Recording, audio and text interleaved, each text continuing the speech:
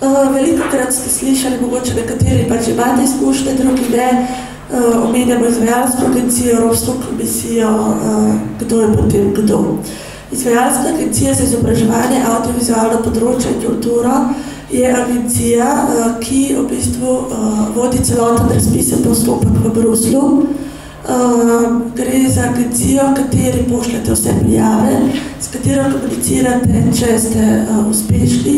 Agencija vam potem odobri sredstva, agenciji poročate o uspešnosti izvajanja projekta. Torej, tja pošljete prijave, z njimi komunicirate. Izvajalska agencija je odgovorna Evropski komisiji. Evropska komisija je odgovorna za strategijo razvoja programa. Kot je Sonja že omenila, Evropska komisija je podala predlog novega programa, nadzoruje izvajanje programa in pa skrbi izvajanje katere aktivnosti, kot so Evropska prestolnica kulture, Evropske nagrade za kulturo, dediščino, sodobno arhitekturo, literaturo in popularno glasbo. Evropska komisija podpira nekatere študije na področju kulturnih politik in pa izvaja nekatere promocijske aktivnosti na evropski ravni, kot so različne valorizacijske konference, imenovane Culture in Motion. Eno tako brošuro z nekaj takih konference, kjer so predstavljeni uspešni projekti, ki so bili predstavljeni tudi v Bruslju, smo vam vključili tudi v vašo vrečko.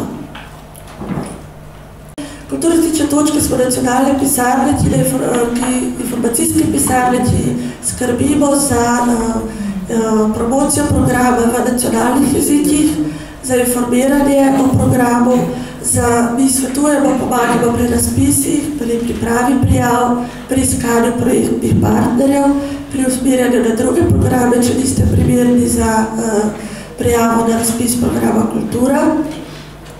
Mreža kulturističnih točk obstaja v vseh državah članicah programa. Torej, če sodelujete z nekimi partnerji, pa imate z njimi težave ali pa vas zanima nekaj posebne informacije o kakšnih pravilih znotraj določene države, če iščete partnerje z določene države, vam lahko mi pomagamo s sodelovanjem z določeno kulturno-stično točko.